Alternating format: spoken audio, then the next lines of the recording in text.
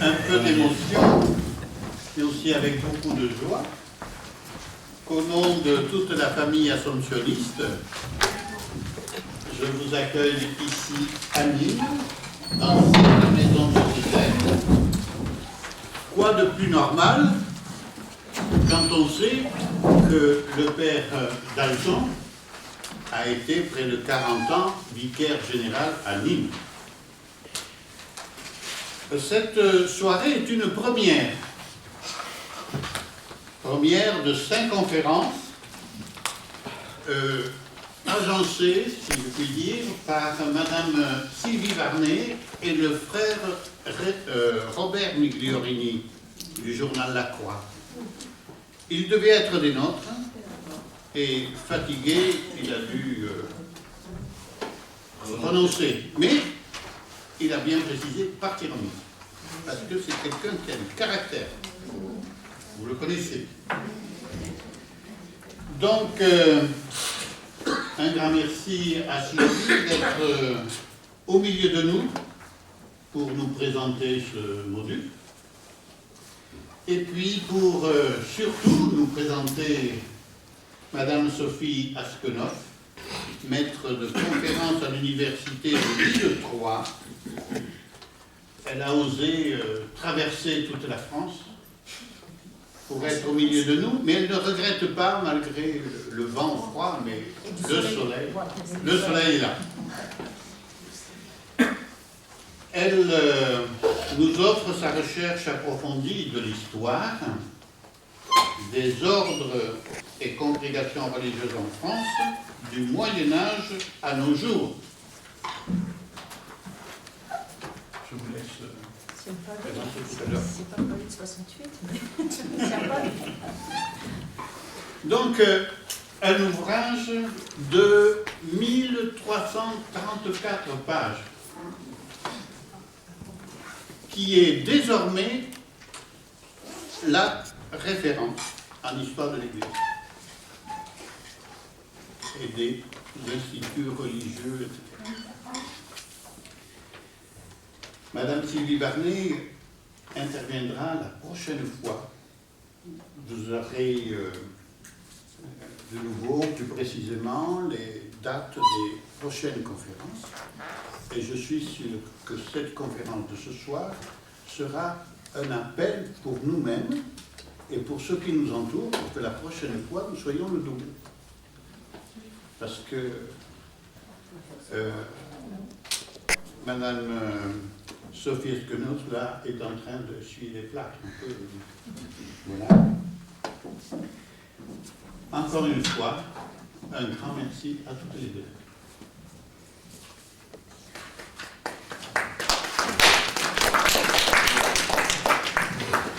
Un grand merci, Michel.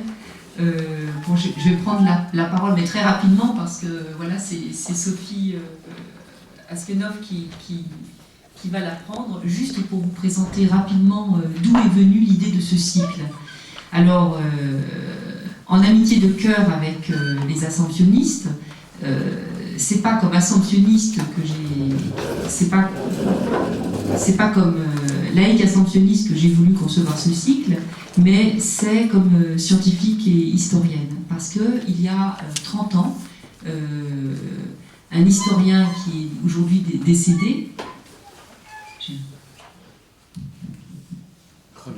René Raymond, a organisé pour la première fois un colloque réunissant des historiens pour aider l'ordre de l'Assomption à penser son histoire. Alors c'est toujours important, ça a l'air d'être sérieux, mais on ne peut pas faire avancer les choses sans une vision d'histoire. Et donc le colloque de René Raymond, il est venu combler un trou et restituer ce qu'avait pu signifier pour le XIXe siècle le projet d'Emmanuel d'Alzon. On est dans une démarche d'histoire, le XIXe siècle, c'est pas le XXe siècle et encore moins le XXIe siècle. Donc c'est toujours important de restituer cette part-là, sans laquelle on ne peut pas avancer. Alors, je ne vais pas prétendre me comparer à René Raymond, mais il me semblait que 30 ans après, et j'en ai parlé avec Robert Migliorini, de Delacroix, c'est comme ça qu'est né ce projet. Il me semblait que c'était important de continuer cette démarche et de se dire, mais au fond, qu'est-ce que c'est que relire l'histoire ascensionniste, en quoi c'est un héritage du 19e siècle pour aujourd'hui. Et j'insiste sur le pour aujourd'hui, parce que nous sommes en 2010 et Emmanuel d'Alzon, 1810, Sophie Asquenoff le dira mieux que moi, c'est pas la même chose. Hein. Donc il me semblait que c'était important de réactualiser cette démarche et de susciter 5 jeunes historiennes. Elles sont toutes les 5 femmes du même âge, elles enseignent toutes les 5 à l'université. Ça a été un hasard, mais bon, en même temps il me semblait que c'était important de les susciter et puis à travers elles de vous présenter 5 facettes, 5 visages de cet héritage ascensionniste, de cette histoire ascensionniste, 5 lectures d'un héritage du 19e siècle pour 2010. Alors je vais laisser maintenant la parole à Madame Sophie Asquenoff qui va vous présenter un premier visage, à savoir resituer cette histoire de la création d'une congrégation religieuse. Qu'est-ce que ça veut dire que créer un ordre religieux dans l'histoire et en quoi, au 19e siècle, Emmanuel d'Alzon s'inscrit dans cette histoire de la longue durée de la création d'un ordre religieux. Merci. Alors, je vous présente, vous êtes actuellement historienne, vous enseignez à l'université de Lille 3, l'histoire moderne, vous êtes moderniste. Je crois savoir que vous avez fait votre thèse sur les dominicains au XVIIIe siècle. Hein. Il figure en bonne part dans votre magnifique ouvrage qui est une bénédiction pour les étudiants et les professeurs, parce que je m'en sers personnellement quasiment tous les jours. Donc, parmi vos travaux, cet énorme chantier est bien sûr à signaler. Vous pouvez le trouver en librairie. Et je crois savoir que vous terminez actuellement pour les éditions Perrin, un livre sur les Français à Moscou en 1912. En 1812, pardon, je me trompe de siècle. Voilà, merci. Moi, je préfère le prendre à la main. Merci. Merci aux uns et aux autres. Alors, c'est vrai qu'il me revient d'inaugurer ce cycle de conférences du jeudi sur l'histoire des assomptionnistes. Et je tiens donc à remercier les organisateurs. Et puis vous remercier vous-même pour être présent ce soir. Alors, je ne vais pas vous faire une présentation générale de mon ouvrage. Comme ça, en même temps, je vous invite à le lire. Mais je vais me centrer, évidemment, comme on vous l'a dit, sur l'histoire des assomptionnistes. Alors, pour bien démarrer ce cycle, il m'a paru évidemment important et nécessaire de vous permettre de comprendre ce qui fait l'identité de cette famille religieuse assomptionniste, de la comparer par là même à d'autres familles religieuses, et donc de souligner son originalité. Originalité qui a conditionné sa naissance au XIXe siècle, et puis évidemment aussi son évolution jusqu'à nos jours. Car vous le savez tout aussi bien que moi que toute famille religieuse, quelle qu'elle soit, ne naît pas à telle époque par hasard. Elle ne naît pas à tel moment, à tel tournant de l'histoire, sans lien direct justement avec cette histoire. Je prendrai un exemple bien connu, sans m'y attarder, qui est celui des ordres militaires créés au Moyen-Âge. Il est évident que les ordres militaires créés au Moyen-Âge ont été dans le contexte des croisades.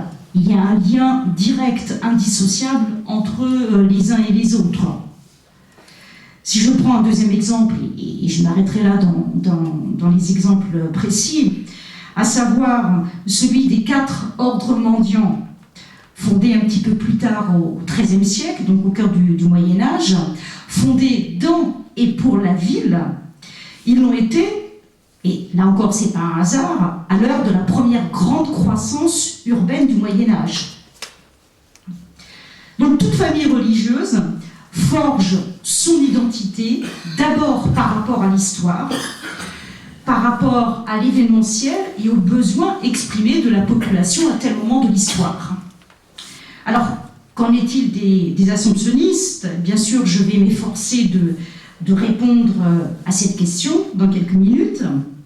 Mais avant d'y répondre de façon précise, moi je vais essayer, je voudrais rappeler aussi que toute famille religieuse s'inscrit dans une tradition modernisée, certes, mais néanmoins dans une tradition, une continuité religieuse qui permet à telle famille religieuse nouvelle d'avoir ce qu'on appelle une filiation. Car la nouveauté, créer une nouvelle famille religieuse, ça ne veut pas dire créer quelque chose à partir de rien. Loin de là. Si je prends un exemple autre que celui des ordres militaires ou des ordres mondiaux en général, je voudrais prendre l'exemple des frères capucins. Bon, que vous connaissez, les frères capucins sont nés en Italie au XVIe siècle, en 1528. C'est une famille religieuse nouvelle, donc à l'époque moderne, mais qui s'inscrit dans une double tradition, une double filiation médiévale, à la fois franciscaine et érémitique. Et c'est vrai qu'ils représentent une branche nouvelle des franciscains à l'époque moderne. Alors, cette filiation d'une famille religieuse n'est d'ailleurs pas forcément et toujours institutionnelle. Ça peut être une filiation spirituelle. De toute façon, la question de la filiation, de la tradition, de la continuité, il faut nous la poser au sujet à propos des assomptionnistes. Ça, c'est évident. Et ça nous permettra, par là même, de mieux situer cette nouvelle famille religieuse par rapport aux autres familles existantes. Alors, au XIXe siècle, au moment où Emmanuel d'Alzon crée les assomptionnistes, le nombre de familles religieuses est considérable. En France, bien sûr, mais aussi dans le monde. Que ce soit des familles masculines, féminines, contemplatives, apostoliques, anciennes et nouvelles. Alors, comment s'y repérer? Comment les distinguer les unes et les autres? Comment les différencier? Comment les situer les unes par rapport aux autres? J'allais dire aussi comment se retrouver dans ce monde complexe des religieux. Alors, là, c'est une petite pointe d'humour que je vais faire, mais vous savez qu'il y a un vieux dicton qui dit que seul le Saint-Esprit s'y retrouve dans ce monde complexe des religions, des religieux. Alors, c'est pour nous une gageure de tenter de nous y retrouver, mais on va quand même essayer ce soir, ou du moins je vais essayer de vous clarifier un petit peu, si on peut dire, la situation, de façon qu'à la fin de cette conférence, vous soyez aussi performants que le Saint-Esprit, et que vous y retrouviez dans ce monde complexe. Alors, pour cela, je présenterai mon propos en deux grandes parties, si vous voulez bien. Tout d'abord, j'évoquerai le statut de congrégation séculière. Et là, les mots sont très, très importants.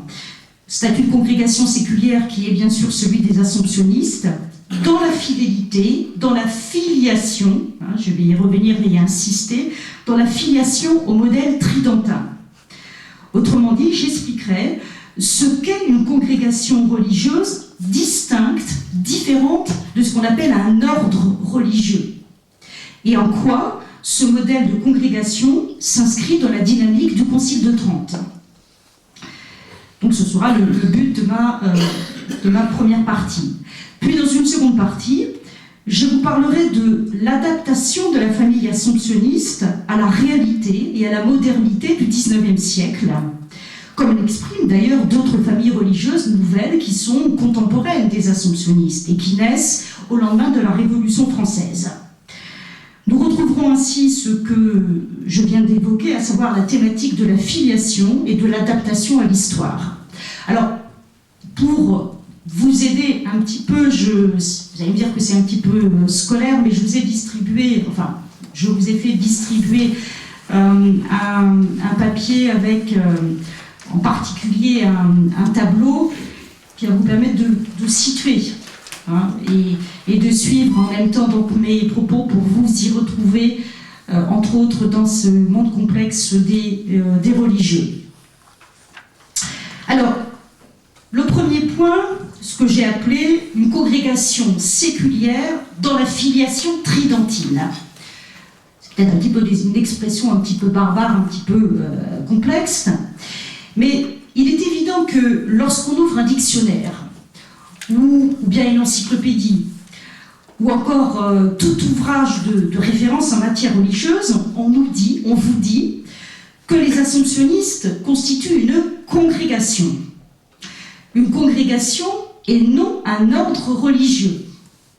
La différence est importante, bien sûr, elle est essentielle, car au-delà de l'usage des mots qui sont, j'allais dire, pas toujours bien maîtrisés, ne serait-ce que dans les médias ou chez nos étudiants, donc au-delà des mots, c'est une question de statut. C'est un statut particulier que celui de congrégation qu'il faut absolument bien comprendre. Et ce statut de congrégation nous amène automatiquement à nous plonger, à revenir en arrière, c'est-à-dire à l'époque moderne, à l'époque des XVIe et XVIIIe siècles. Car, de fait, au Moyen-Âge, on ne parle pas de congrégation religieuse. En tout cas, pas qu'on entend à propos des assomptionnistes. On parle d'ordre religieux. Si l'on fait très rapidement, je ne vais pas du tout m'appesantir là-dessus, mais si on fait très rapidement un tour d'horizon des familles religieuses médiévales, nous avons, et c'est là que vous pouvez vous référer au tableau, au premier tableau qui est sur la feuille distribuée. Qu'est-ce que l'on a? On a les ordres monastiques. Et je vous ai mis quelques exemples bien connus, à savoir les bénédictins, les cisterciens. On a comme deuxième grande famille les ordres érémitiques, et parmi eux les chartreux. Aussi les camaldules qui sont moins connus. On a les ordres militaires. On connaît bien les Templiers, les Chevaliers Teutoniques, il y en a d'autres, hein, je ne vais pas les énumérer. On a les ordres moins connus, que l'on appelle les ordres de rachat de captifs, parmi lesquels les Trinitaires, qui se sont développés en France, les Mercédaires en Espagne. On a également les ordres de chanoines réguliers, Victorins, c'est-à-dire donc les chanoines de Saint-Victor, les Prémontrés. On a enfin les ordres mendiants, que j'évoquais tout à l'heure, hein, les fameux 4 ordres mendiants, dominicains, franciscains, carmes et augustins. Alors, toutes ces familles, au-delà de leurs différences propres, elles en ont évidemment, hein, mais là encore, je ne vais pas développer les différences entre les dominicains, les moines, ce n'est pas le propos d'aujourd'hui, mais évidemment, il y a des différences entre elles. Toutes ces familles ont un point commun, elles se rattachent à la grande famille des ordres religieux, parce qu'elles partagent un certain nombre de points communs. Et ce qui fait la caractéristique des ordres religieux, c'est la prononciation de vœux solennels, de vœux définitifs et publics. C'est aussi l'application d'une règle de vie, d'où le nom de religieux régulier. C'est aussi une vie commune, comme on dit, cénobitique, alors qui est certes plus limitée chez les chartreux, mais qui n'est pas totalement inexistante. C'est aussi une dépendance vis-à-vis de la papauté, ce que l'on appelle l'exemption. Donc, bref, l'identité d'un ordre religieux est très précise, bien définie, et sans confusion possible. Et je rajouterai que le dernier ordre religieux masculin créé n'est autre que celui des jésuites. Alors il est plus tardif, car vous voyez, il se distingue des autres ordres dits anciens, parce que c'est un ordre qui a été créé à l'époque moderne, au XVIe siècle. Alors même si il y a encore j'allais dire souvent quelques confusions quant à la terminologie à employer. En tout cas, les jésuites appartiennent à la famille des ordres religieux. Parfois on dit congrégation des jésuites, mais le terme le plus exact c'est ordre. Voilà. L'ordre des jésuites, c'est le dernier ordre créé dans la tradition médiévale, même s'il est plus tardif.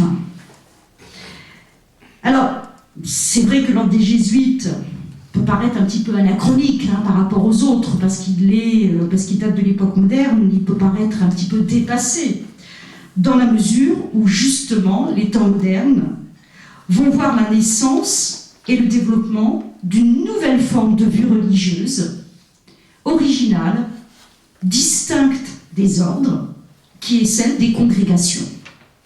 Et c'est celle qui va nous intéresser à présent. Donc, ce qui est important, c'est de voir, pour en revenir directement à la question des assomptionnistes, pour en revenir à eux, c'est que les assomptionnistes ne s'inscrivent pas dans la tradition médiévale des ordres anciens. Il n'y a pas de filiation directe entre ceux qu'on appelle les ordres, nés au Moyen-Âge, les réguliers, plus, je vous le disais, les jésuites, nés à l'époque moderne, et les congrégations. Il y a des différences majeures, différences sur lesquelles je vais insister donc maintenant. Donc voilà, le premier point, pour bien clarifier la situation, d'un côté, j'allais dire les ordres, et là je schématise encore une fois, mais d'un côté les ordres anciens, les réguliers nés au Moyen-Âge, les jésuites qui constituent le dernier ordre dans la tradition médiévale, et puis de nouvelles formules de vie qui vont apparaître à l'époque moderne, à l'époque tridentine, qui sont celles des congrégations. Alors, comme je le disais à l'instant, si les assomptionnistes ne se rattachent pas institutionnellement aux ordres religieux nés au Moyen-Âge, c'est qu'ils se rattachent à une nouveauté des temps modernes, autrement dit aux congrégations nées dans le contexte de la réforme catholique tridentine.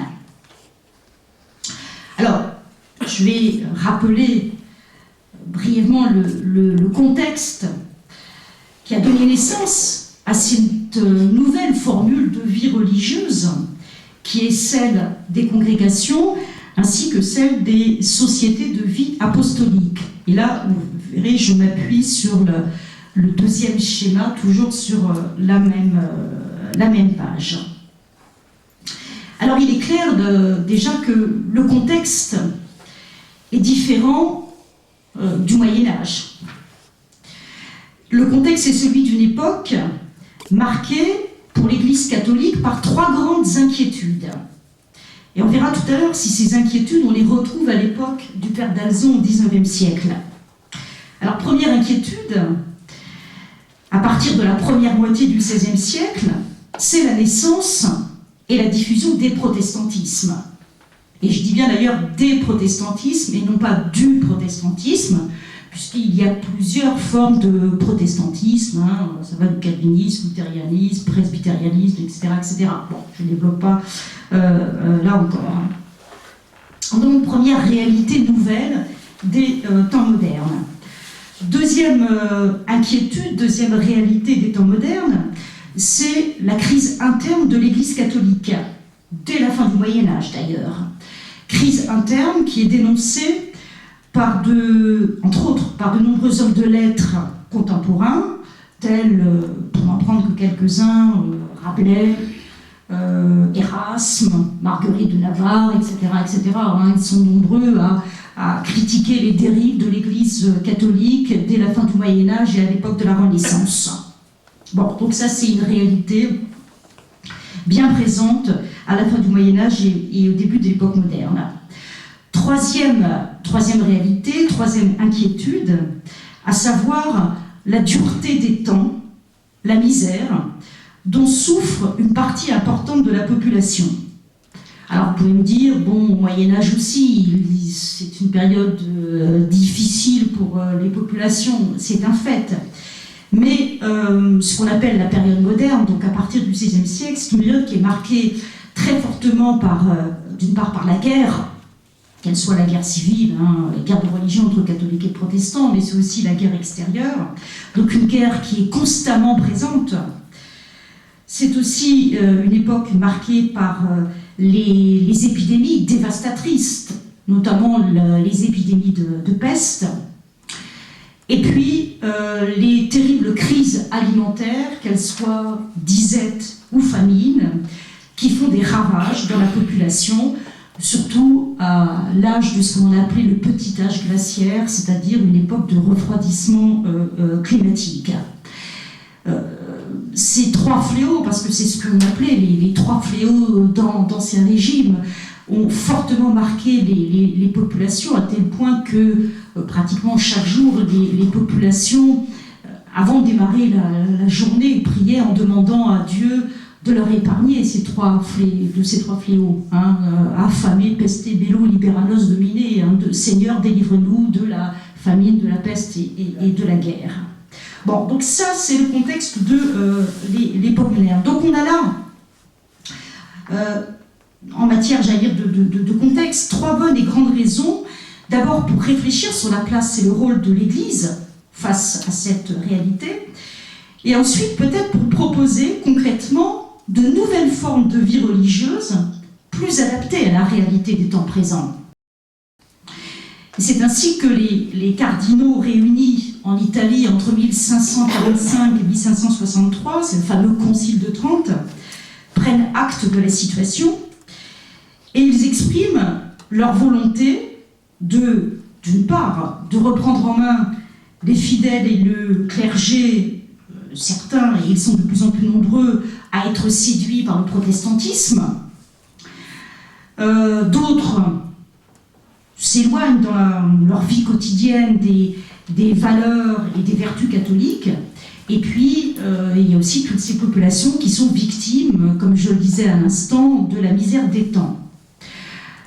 Donc, l'Église va essayer de voir de quelle façon on peut, non pas éradiquer ces fléaux, mais comment peut-être on peut proposer des formules nouvelles de vie religieuse, encore une fois adaptées à cette réalité. Alors vous allez me dire, est-ce que les ordres anciens du Moyen-Âge, ceux que j'ai présentés rapidement tout à l'heure, est-ce que ces ordres sont-ils capables eux-mêmes de s'adapter à cette réalité? Alors je dirais dire oui et non, parce qu'eux-mêmes sont en crise, sont en difficulté, mais enfin il y en a aussi beaucoup de ces ordres qui vont se rénover. Voilà. Mais ce qui ressort de tout cela, c'est quand même la naissance de formules religieuses nouvelles, que l'on va appeler les congrégations religieuses, ainsi que les sociétés de vie apostolique.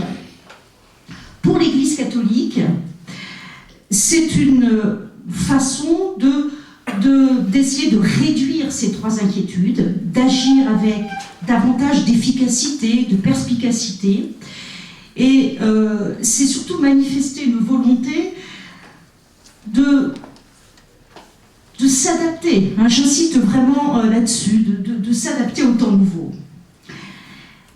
C'est par conséquent en dehors des ordres anciens qu'il faut chercher un outil de reconquête catholique. Et les sociétés de vie apostolique, les congrégations, constitueront cet outil premier qui seront soutenus par les autorités de l'Église catholique. Alors, je ne vais pas rentrer dans les détails là aussi, c'est vrai que par moment il y aura quelques soucis, quelques difficultés, les autorités de l'Église catholique ne seront pas toujours favorables à certaines formules de vie religieuse nouvelles, mais au fur et à mesure que les décennies vont passer, l'Église catholique va se rendre compte que ces congrégations sont tout à fait à même de répondre aux besoins des temps. Alors, ces congrégations nouvelles, donc qui n'existaient pas au Moyen-Âge, et ces sociétés de vie apostolique, qu'est-ce qu'elles ont justement de particulier? Qu'est-ce qui les distingue des ordres religieux, de ces ordres médiévaux anciens? D'abord, ces congrégations et ces instituts nouveaux regroupent des religieux et religieuses séculiers et non pas réguliers. La différence elle est capitale. Comme tout à l'heure, je soulignais la différence entre ordre religieux et congrégation. Là aussi, il est important de bien souligner la différence entre régulier et séculier.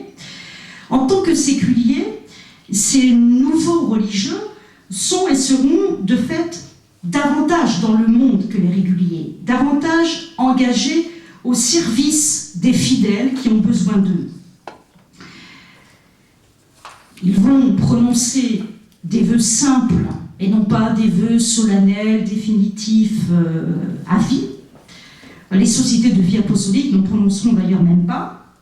Ils vont partager une vie communautaire plus souple, sans clôture pour les femmes. Et puis, ils ne dépendront pas directement du pape, comme c'était le cas des ordres anciens, donc il n'y a pas d'application de ce principe que l'on appelait le principe d'exemption. Ces hommes et ces femmes, par ce mode de vie nouveau qu'ils vont adopter, seront davantage disponibles pour œuvrer dans le domaine social et lutter contre la misère que j'évoquais tout à l'heure, davantage aussi prêts à former et encadrer les fidèles de toutes sortes, qui étaient séduits par le protestantisme, séduits par d'autres façons de croire ou de mal croire.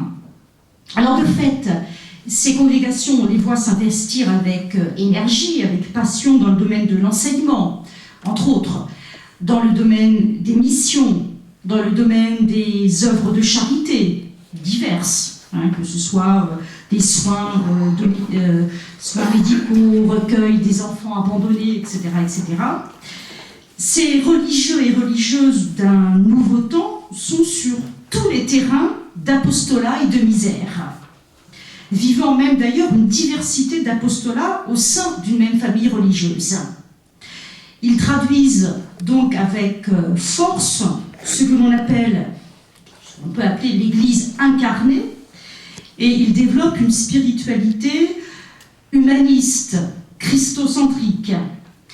De fait, on est assez loin si vous voulez, de la quête de perfection individuelle et prioritaire qui est encore celle des ordres monastiques, et de la spiritualité qui est davantage théocentrique. On est loin aussi de l'intellectualisme des dominicains. On est loin, je dirais encore, de la vie cloîtrée des moines. Pour être plus synthétique, on a là des religieux et des religieuses, donc séculiers et séculières, qui sont sur tous les terrains. On pourrait presque dire que ce sont des RTT, des religieux tout-terrain. C'est une autre façon de voir les RTT.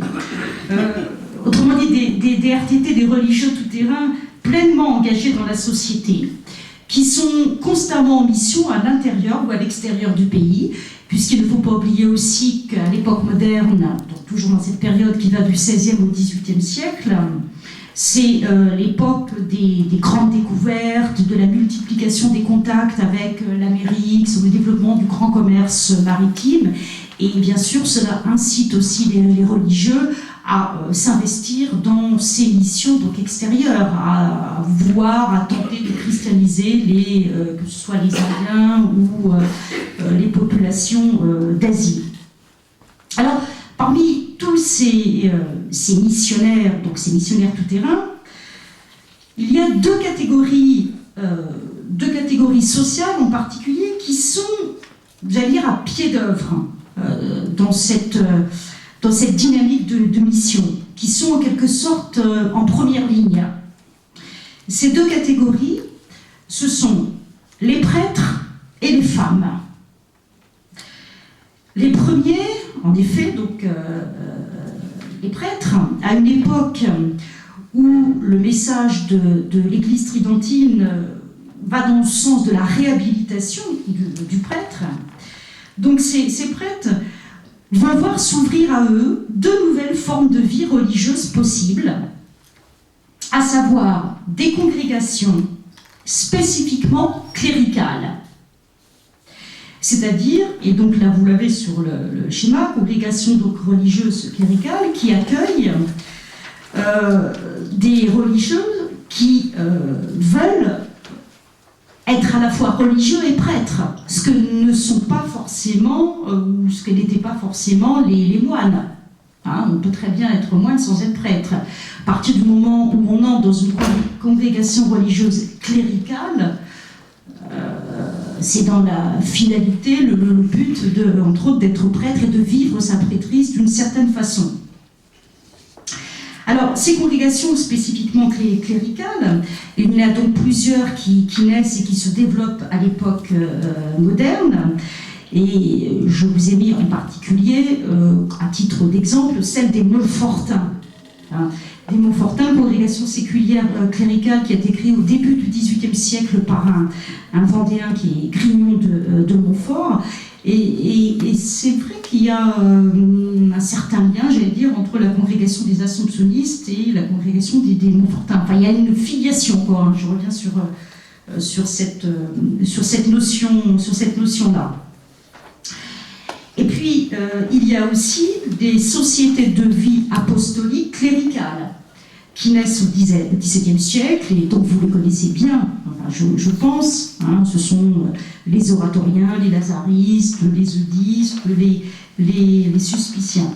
Alors, ces différentes familles, les unes et les autres, ces différentes formules de vie religieuse, contribuent par leur action à ce qu'on appelle cléricaliser la société. Cléricaliser dans le sens encadrer la société civile, encadrer les fidèles, les encadrer dans toute leur vie, non seulement spirituelle, mais aussi, et j'allais dire, c'est cela la nouveauté des temps modernes, c'est les encadrer aussi dans leur vie sociale.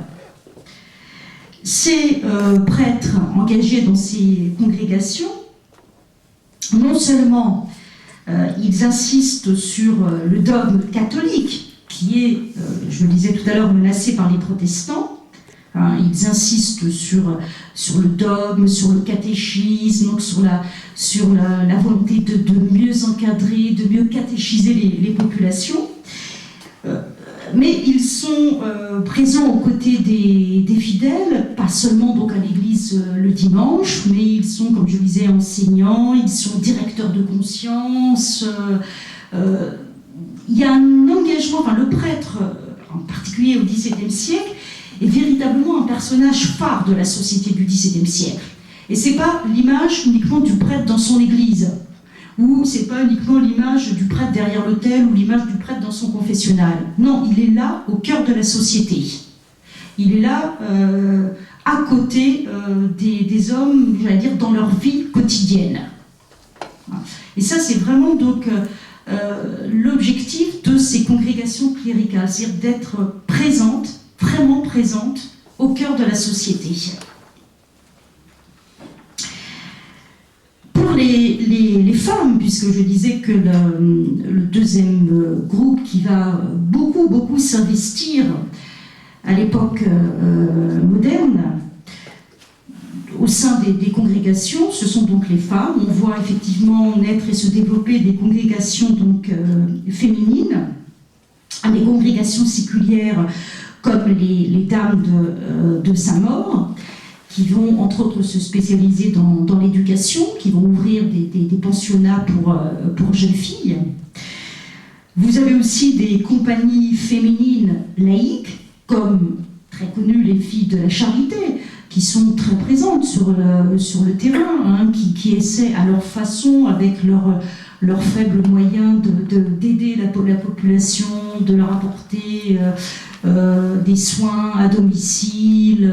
Donc voilà, elles sont, là aussi, c'est comme le prêtre, elles sont partout présentes. Hein. Elles ne sont pas dans leur maison religieuse isolée derrière une clôture, pas du tout. Elles créent vous avez aussi des dames de charité, ce qu'on appelle les dames de charité, qu'il ne faut pas confondre avec les filles de la charité et les dames de la charité, qui sont vraiment des femmes, souvent d'ailleurs des veuves, qui consacrent beaucoup de leur temps et de leur énergie et aussi de leur argent parce que souvent elles sont issues de la grande bourgeoisie, de la noblesse d'Europe, donc elles consacrent de l'argent, du temps, de l'énergie pour aider les populations, disons, défavorisées, pour créer des écoles, ce qu'on appelle des écoles de charité, en lien avec les prêtres de paroisse. Donc j'allais dire, les uns et les autres, les prêtres comme les femmes, sont vraiment, vraiment présents dans la société. Ils aident et ils accompagnent les fidèles. Ils vivent un apostolat au quotidien. Et donc, on a à la fois une cléricalisation de la société, mais on a aussi une féminisation de l'Église à partir des temps modernes. Alors, pour clore un petit peu, si vous voulez, cette première partie qui m'a amené à remonter à des temps plus anciens que l'époque du père d'Alzon, qui m'a amené à remonter à l'époque tridentine en particulier, je voudrais insister sur le fait que l'on a là des hommes et des femmes, et pas seulement donc des prêtres et des femmes dans les congrégations, mais on a des hommes et des femmes qui mènent une action à la fois, qui mènent plutôt une existence à la fois active, mais aussi contemplative, parce que ça ne veut pas dire, parce qu'on aide les populations en difficulté, évidemment, ça ne veut pas dire qu'on ne consacre pas du temps dans sa journée donc à la contemplation. L'un n'empêche pas l'autre, loin de là. Mais on a des familles religieuses nouvelles qui sont très attachées à la défense du dogme catholique, d'une part. On a des hommes et des femmes qui vivent un apostolat au quotidien et qui défendent l'idée que l'on va retrouver chez le père d'Alzon, qui est l'idée d'un catholicisme intégral. C'est-à-dire un catholicisme qui ne se limite pas seulement donc à la défense d'un dogme. Et on a des hommes et des femmes qui vivent un apostolat donc à la fois doctrinal, social et missionnaire. Je pense que ce sont vraiment trois mots forts qui résument bien ce qu'est l'esprit tridentin. Il s'attache par là même à faire de l'Église une institution visible. J'allais dire même plus que visible, démonstrative. Il faut montrer que l'Église, elle est partout présente. Il y a une expression qui a été utilisée d'ailleurs par un historien qui s'appelle Joël Cornette, qui parlait à propos de l'État, l'État avec un E majuscule, il parlait de l'État-spectacle. Mais en fait, on peut dire la même chose de l'Église, et c'est pas du tout péjoratif que de dire ça, mais de parler d'une Église spectacle, c'est-à-dire donc une Église qui cherche à démontrer sa force, sa puissance, sa présence, sans aucune retenue, sans honte. Et donc la montrer, ça veut dire s'investir par aussi en organisant des pèlerinages, en multipliant les processions, en investissant aussi dans l'art. L'époque moderne, c'est aussi l'époque de l'art baroque. Voilà. Donc l'esprit tridentin, c'est la défense de l'Église visible. Voilà. D'une église, oui, spectacle, même titre que l'État spectacle. Alors cet esprit tridentin, qui permet la création donc, et l'épanouissement de ces congrégations religieuses, masculines, féminines, congrégations séculières et cléricales, cet esprit tridentin, il n'est pas mort au XIXe siècle. Il n'a pas totalement disparu au moment où Emmanuel d'Alzon naît et réfléchit et médite sur son orientation de vie. Et il est clairement il est évident que la congrégation des Assomptionnistes s'inscrit dans cette tradition, et on ne peut pas comprendre l'histoire des Assomptionnistes si on gomme tout cet héritage, tout ce passé, si on n'a pas compris ce qu'est véritablement donc une congrégation séculière, une congrégation cléricale. Et c'est dans cette continuité, dans cette filiation, au-delà de la Révolution française, que s'inscrit l'histoire des Assomptionnistes. C'est ce qui va m'amener donc maintenant à aborder d'une façon plus précise un petit peu donc l'histoire et la spécificité des Assomptionnistes au XIXe siècle. Alors, vous le savez, la Révolution française, qui ne se limite pas à 1789, hein, trop souvent on dit oui, la Révolution c'est 1789. Non, la Révolution française c'est 10 ans, hein, c'est 1789-1799. Hein, c'est quand même 10 ans, et 10 ans c'est pas rien. Donc cette Révolution française qui a duré 10 ans a profondément perturbé la société et évidemment aussi l'Église catholique française.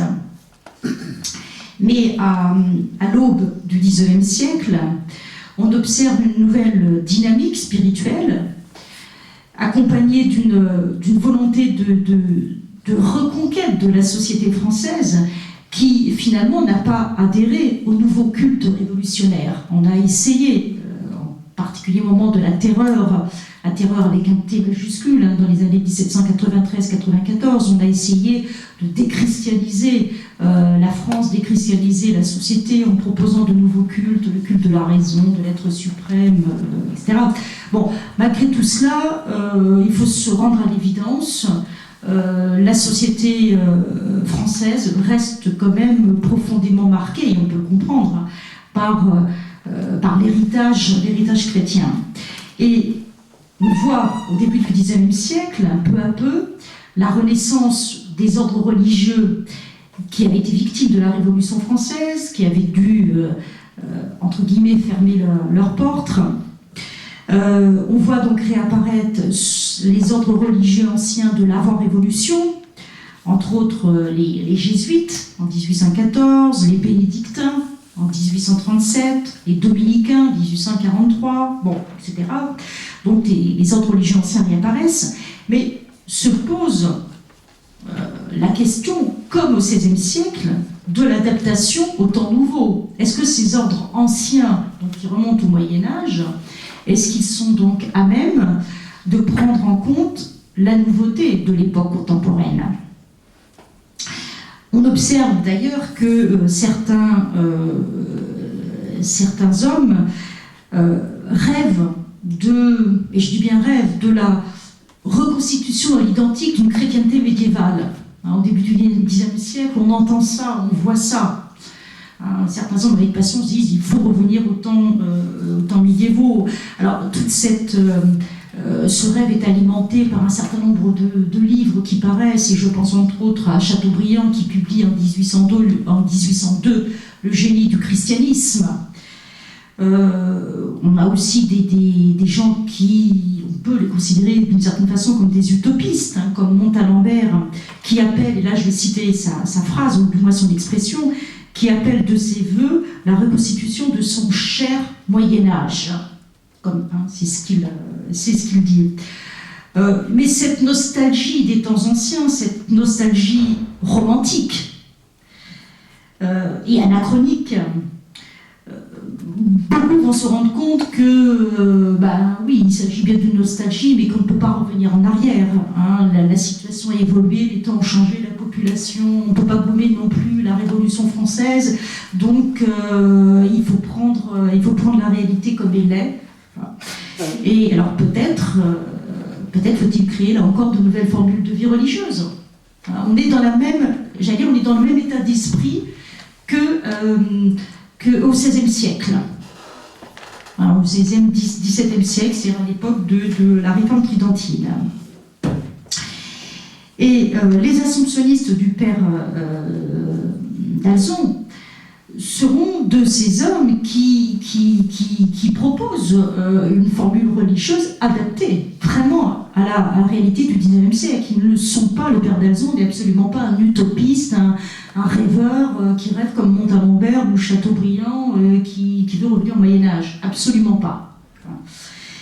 Il va plutôt s'inscrire dans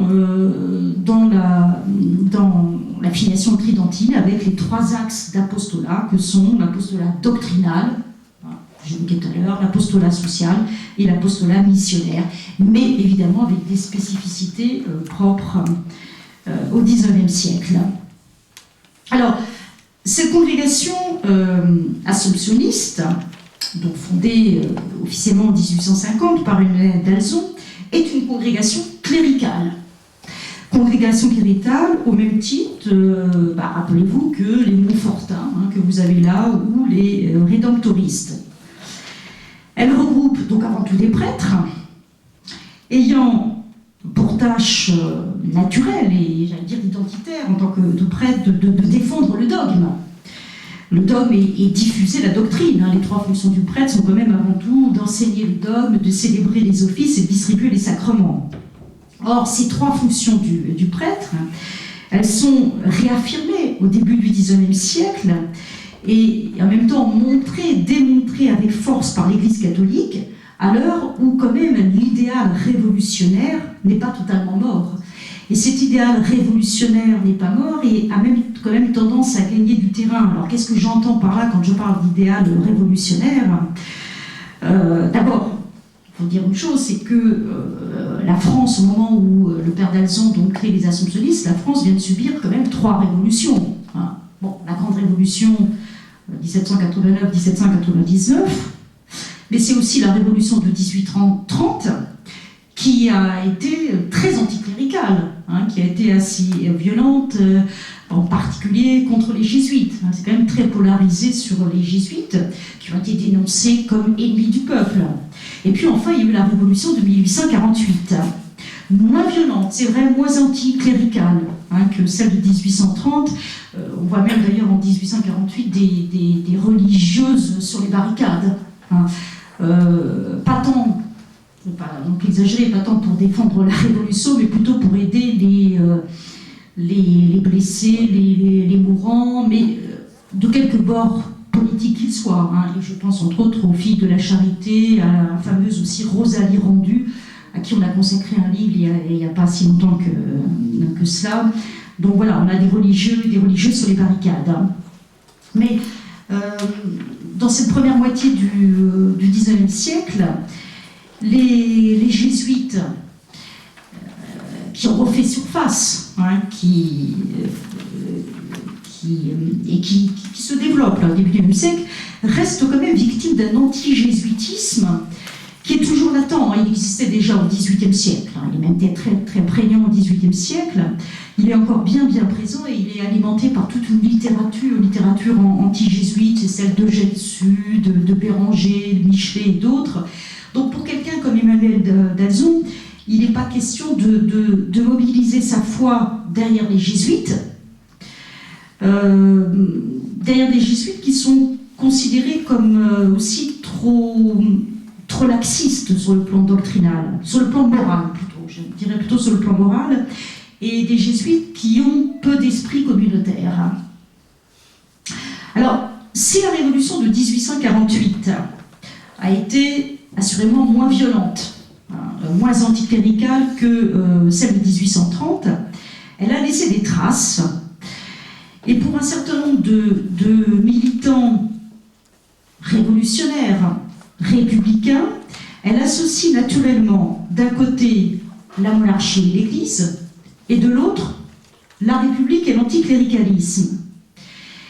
Et je voudrais m'appuyer, pour développer un petit peu cette idée, sur un tableau que vous connaissez tous, parce qu'il date vraiment de l'époque où Emmanuel d'Alzon crée sa congrégation, qui est le fameux enterrement à Ornans de Gustave Courbet. Bon, un tableau qui se trouve à l'heure actuelle au musée d'Orsay à Paris, qui a fait scandale. Bon, je ne vais pas rentrer dans l'histoire de ce scandale, mais il est intéressant ce tableau, pourquoi ? Donc il date de 1849. Car il est intéressant parce que derrière une scène finalement très banale, un enterrement de village, c'est la République de 1848 que l'on enterre. Parce que Gustave Courbet, donc qui peint ce tableau, peint l'enterrement de son grand-père, qui était partisan de la Révolution de 1848. C'est son grand-père qui l'enterre, qu'il montre là, et pour un certain nombre de catholiques de ces années-là, des 1848, 49, 50, se pose la question, est-ce que la République, est-ce que l'esprit révolutionnaire républicain est-il vraiment mort? Est-ce qu'il est vraiment enterré? Ou est-ce que il ne faut pas faire attention, ne pas trop se leurrer en se disant la révolution, les révolutions sont terminées. Non, le danger est toujours présent. Le danger est toujours présent, donc il faut, axer l'apostolat sur, comme au XVIe, XVIIe siècle, sur la cléricalisation de la société ou la recléricalisation de la société. C'est-à-dire qu'il faut reprendre en main les fidèles pour empêcher qu'ils se laissent séduire, non pas par le protestantisme, le danger n'est plus le protestantisme du XVIe et XVIIe siècle, mais se laisser séduire par l'idée révolutionnaire, par l'idéal révolutionnaire. Et l'idéal révolutionnaire, c'est l'individualisme, ce qu'on met en avant, l'individualisme, la critique de la famille. La Révolution française a introduit le divorce. Et donc se pose, dans ce tournant des années 1850, la question de l'avenir de la société. Qu'est-ce qu'on veut pour la France?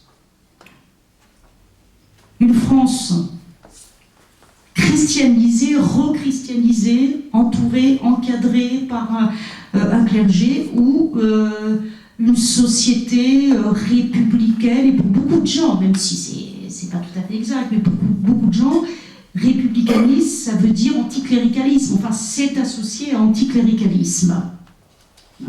Et donc ce tableau, personnellement je l'aime bien parce qu'il montre bien ce dilemme. On enterre un républicain, mais en même temps on a un clergé qui est bien présent, là, qui est tout à fait présent, et voilà, quel est l'avenir de la France? Demain, ça sera quoi? Une France républicaine, morte, enterrée, on n'en parle plus, c'est fini, l'époque des révolutions, ou une France un peu comme au XVIIe siècle, une France où les prêtres ou les femmes seront en première ligne pour à nouveau rechristianiser, encadrer la population. Et c'est dans ce contexte-là que le père d'Alzon va fonder sa congrégation. Voilà. On est vraiment, encore une fois, un tournant, il ne faut pas oublier cet esprit révolutionnaire qui est bien présent. Alors, effectivement, le père d'Alzon, lorsqu'il enseigne dans un établissement scolaire à Nîmes, il s'y aime. Et il se rend bien compte du danger pour les jeunes générations. C'est-à-dire, ces générations, qu'est-ce qu'on leur propose comme modèle d'avenir, comme modèle de société? Est-ce que c'est cet esprit républicain qu'on va leur proposer? Est-ce que c'est une société anticléricale qu'on va leur proposer? Évidemment, le père d'Alzon n'est pas le seul à se faire cette réflexion-là. Voilà. Il y a d'autres hommes d'église qui prennent acte de la situation et qui décident de s'engager, j'allais dire, dans la même direction que le père d'Alzon. C'est-à-dire prendre en main la jeunesse, insister sur le dogme, voilà, insister sur donc, le dogme catholique, et insister donc sur le catéchisme, sur l'éducation des jeunes. Par exemple, les dominicains qui vont créer en 1842 ce qu'on appelle le tiers-ordre enseignant. Et ce tiers-ordre enseignant donc, va ouvrir et prendre en main un certain nombre d'établissements scolaires qui vont d'ailleurs avoir beaucoup de succès. Et l'objectif de ces dominicains, c'est bien de rechristianiser la société et essayer de gommer cet esprit révolutionnaire qui est quand même toujours latent. Les jésuites aussi, qui investissent évidemment énormément, comme ils l'ont fait avant la Révolution française, et qui investissent énormément dans les établissements scolaires. Mais je vous l'ai dit, les jésuites restent quand même victimes d'une image négative au XIXe siècle. Mais les uns et les autres se rendent compte et cherchent à montrer que l'avenir de la société, bien sûr, c'est la jeunesse. Et que donc le dogme doit être bien compris, doit être bien assimilé par les jeunes. Et c'est eux en priorité qu'il faut encadrer, pour éviter qu'ils ne dérivent vers un esprit anticlérical, révolutionnaire, que ne souhaitent pas les familles religieuses comme les dominicains, les jésuites, ou donc justement les assomptionnistes. Donc pour le père d'Alzon, l'apostolat doctrinal, il est fondamental, mais, et c'est en cela, j'allais dire, qu'il va se différencier des dominicains, des jésuites, qui ont aussi évidemment cette priorité de l'apostolat doctrinal. Cet apostolat doctrinal doit être accompagné d'un véritable apostolat social. L'un ne doit pas aller sans l'autre. Si 1849 est l'année du tableau de Gustave Courbet, 1848, c'est l'année où Marx et Engels publient le manifeste du Parti communiste. Et le développement du monde ouvrier est de fait une des grandes réalités du XIXe siècle, une réalité que l'Église ne peut pas se masquer, et une réalité qui est associée à de très nombreuses souffrances. Entre autres, c'est l'exode rural, qui est souvent et naturellement difficilement vécu par la population. C'est aussi le travail des enfants. On le sait tous, on pense entre autres au beau poème de Victor Hugo, Mélancolia, qui évoque le travail terrible des enfants et même des petits enfants. Le monde ouvrier, c'est aussi la multiplication des grèves et des tensions sociales avec les grèves des canuts lyonnais. Bon, enfin, d'une façon générale, la misère du monde ouvrier et du monde domestique. Parce que qui dit ouvrier, il ne faut pas oublier le monde domestique, parce que beaucoup de paysans ou de paysannes qui quittent leur campagne vont en ville devenir des domestiques et vont vivre dans des conditions qui sont tout à fait comparables à celles des ouvriers. Donc c'est la même misère et la même souffrance qui est vécue par les uns et par les autres. Or ce monde ouvrier domestique, effectivement, se laisse séduire de plus en plus par la propagande marxiste et antichrétienne. Alors, l'Église catholique, je le dis, prend en considération cette réalité-là, et notamment les femmes, comme à l'époque moderne. Et ce n'est pas un hasard si on a au XIXe siècle des familles religieuses féminines qui seront très actives et qui vont être de plus en plus nombreuses sur le terrain. Alors, il y a des familles religieuses féminines qui existaient déjà sous l'Ancien Régime, qui existaient avant la Révolution française, comme les filles de la Charité, qui sont toujours énormément investies, qui vont énormément s'investir dans le domaine social, en créant des crèches, en créant ce qu'on appelle aussi des refuges, des pensionnats, etc. Mais on voit se multiplier des familles religieuses nouvelles qui axent leur apostolat dans ce sens-là, c'est aider les domestiques, aider les ouvriers et les ouvrières. Alors je vous donne quelques exemples. Vous avez les Petites Sœurs des Pauvres. Petites Sœurs des Pauvres fondées en 1839. Donc on est une dizaine d'années avant la création des Assomptionnistes. Petites Sœurs des Pauvres fondées en 1839 en Bretagne et c'est par hasard, par une ancienne domestique, donc qui connaît véritablement la réalité, les souffrances de cette catégorie sociale et professionnelle. Vous avez aussi des congrégations de gardes-malades qui sont de plus en plus nombreuses à se créer, comme les gardes-malades de la Compassion, fondées en 1844 à Rouen. Alors là, on est dans une tradition, une filiation franciscaine, qui est celle de l'humilité, de la pauvreté vécue et partagée au quotidien. Alors, est-ce qu'il en est de même du côté des hommes ? Oui, là encore, il y a des mobilisations, une mobilisation d'hommes qui vont être soucieux de vivre au plus près de ces populations et de vivre ce qu'on appelle le catholicisme social. Un catholicisme social qui va prendre d'ailleurs une ampleur considérable après 1860. Alors là encore, quelques exemples. En 1845, donc 5 ans avant la fondation par Bernadette d'Alzon, vous avez Jean-Léon Le Prévost qui fonde la congrégation des religieux de Saint-Vincent-de-Paul. Et ses premiers frères animent des œuvres de bienfaisance dans les quartiers populaires des villes. Et ils font de nombreux émules, ils suscitent de très nombreuses vocations. Vous avez aussi Antoine Chevrier, qui est un jeune prêtre à la paroisse ouvrière de la Guillotière de Lyon, qui va fonder de son côté le Prado en 1860. Bon, je pourrais multiplier les exemples, que ce soit des exemples masculins ou féminins, mais on est vraiment donc à une époque là où l'apostolat social est en train de prendre donc une ampleur et devient une orientation importante de l'Église catholique.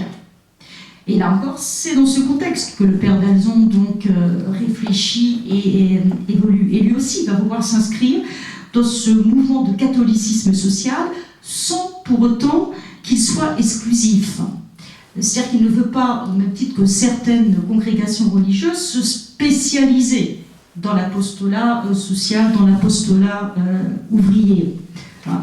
Mais c'est quand même une dimension pour lui, et vous le savez, bien sûr, une dimension donc essentielle. Son investissement dans la presse et dans la presse populaire en est un des signes les plus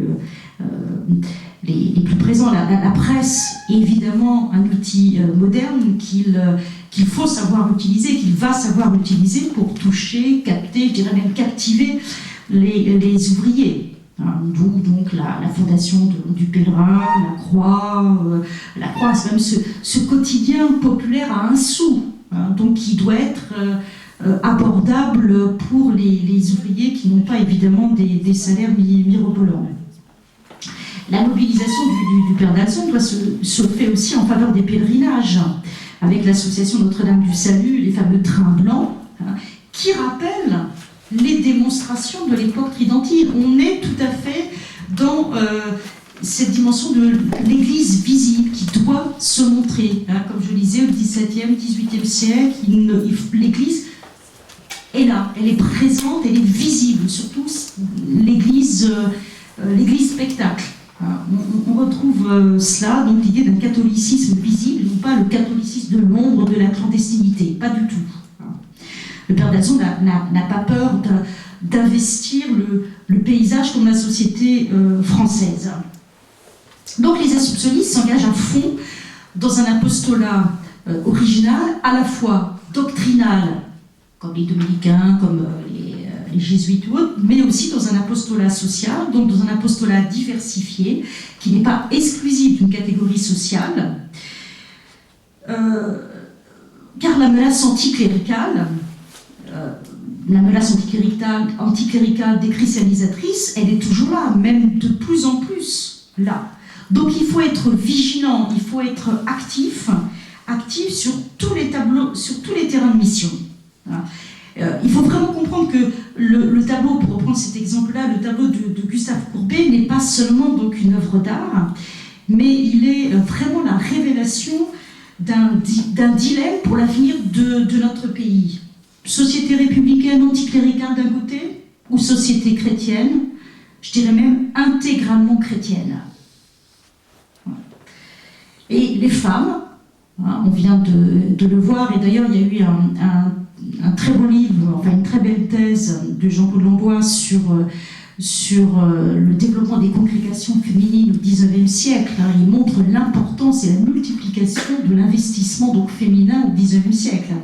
Donc les femmes, elles sont bien présentes sur le terrain à côté des prêtres, comme au XVIIe siècle. Il y a vraiment XVIe, XVIe, XVIIe, XVIIIe, mais encore plus au XVIIe siècle. Je pense qu'il y a vraiment un parallèle à faire, au-delà de la chronologie entre ces deux situations. C'est pour ça que je parle vraiment de filiation. Donc les femmes, à côté des prêtres, sont sur le terrain de mission, comme au temps moderne d'avant la Révolution française.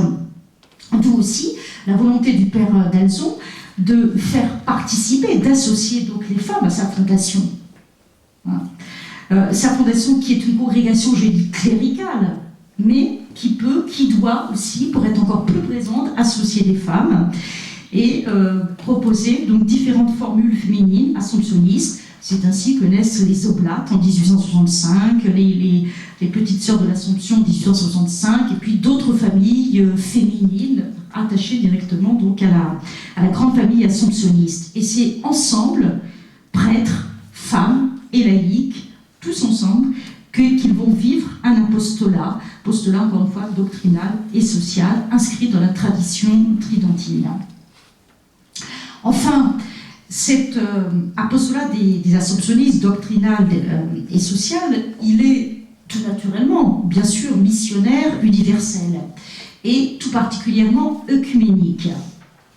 Alors, en ce domaine-là, on trouve là encore vraiment l'adaptation à la réalité des temps, hein, la volonté d'adaptation à la réalité des temps qui est celle du Père d'Alzon, car le XIXe siècle voit l'essor de la colonisation européenne. L'époque moderne, je vous disais, c'était la découverte de l'Amérique, le développement du grand commerce. XIXe siècle, la colonisation, première colonie qui est celle de l'Algérie en 1830, et la mise en place progressive d'un empire colonial tout au long du XIXe siècle. L'Église catholique va soutenir effectivement cet esprit missionnaire, surtout par la voix du pape Grégoire XVI, qui apporte son soutien actif à l'association de la propagation de la foi, fondée en 1822. Et de fait, les religieux et les religieuses sont de plus en plus nombreux à vouloir partir sur ces terres lointaines, dans ces terres lointaines, Amérique, Asie, et de plus en plus souvent en Afrique. Alors je dirais qu'il n'y a que les moines au XIXe siècle qui sont très marqués par la tradition clunisienne, c'est-à-dire une tradition axée avant tout sur la prière, sur la liturgie, et qui ont beaucoup moins, qui partagent beaucoup moins cet esprit missionnaire, en tout cas pour la France. Je n'en dirais pas autant pour la Belgique voisine. Mais beaucoup de familles anciennes et nouvelles vont saisir cette opportunité du développement de l'empire colonial pour s'investir là-bas. Alors encore, je vous donne quelques exemples. On a l'évêque de Marseille, Eugène de Masneau, qui va fonder les missionnaires Oblats de Marie Immaculée. Missionnaire, donc là, le mot missionnaire est en premier plan. Vous avez les religieuses, pour prendre l'exemple féminin, les religieuses de Saint-Joseph, de Chambéry, de Cluny, qui vont multiplier les fondations étrangères en Afrique, dans les îles aussi, en Martinique, à Saint-Pierre-et-Miquelon, en Guyane aussi. C'est l'époque aussi, bien sûr, où le père Liberman reprend en main la congrégation ancienne des Spiritains et qui en fait un des bastions de la mission. Vous avez des congrégations missionnaires qui s'intéressent plus particulièrement aux bagnards de Cayenne, comme les Sœurs de Saint-Paul de Chartres, à partir de 1852. Bon, bref, là encore, je ne vais pas énumérer toutes les familles, mais on voit que, comme à l'époque moderne, on s'intéresse aux terres païennes à christianiser. Et c'est une façon pour l'Église catholique de montrer sa puissance internationale, sa puissance universelle. Et là encore, j'insiste sur le mot montrer, démontrer, une Église visible, bien visible. Alors de son côté, le père d'Alzon n'est pas insensible à cette dynamique missionnaire qu'il voit autour de lui, bien au contraire. En plus, il est né sur une terre protestante marqué donc par les missions catholiques, donc il sait ce que veut dire, ce que signifie l'esprit missionnaire. Il va le reprendre à son compte, et donc fidèle toujours à l'esprit, à la tradition tridentine, mais il va lui donner une orientation un petit peu spécifique, qui est une orientation œcuménique.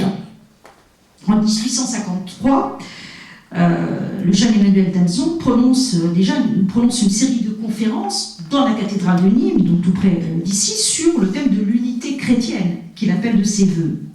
Et très vite, vous savez, la congrégation va s'intéresser tout particulièrement à la question d'Orient, ce qu'on appelle la question d'Orient, c'est-à-dire aux terres hérétiques, mais cependant proches du catholicisme, autrement dit les terres orthodoxes de l'Europe de l'Est, la Bulgarie, la Russie.